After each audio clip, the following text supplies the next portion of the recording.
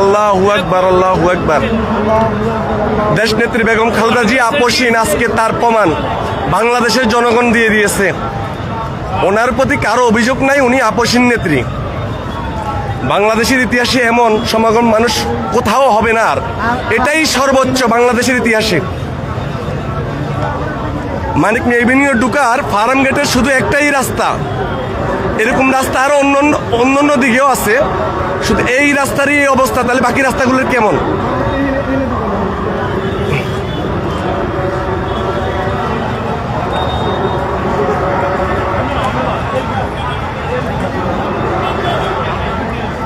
বাংলাদেশের ইতিহাস, দেশনেত্রী বেগম খালেদা জিয়া তার জানাজা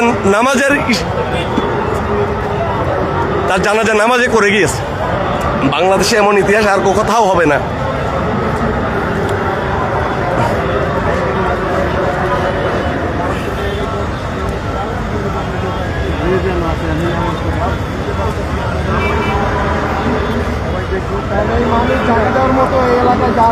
লক্ষ লক্ষ মানুষ মানিক মিয়া এভিনিউতে, শুধু দেশনেত্রী বেগম খালেদা জিয়ার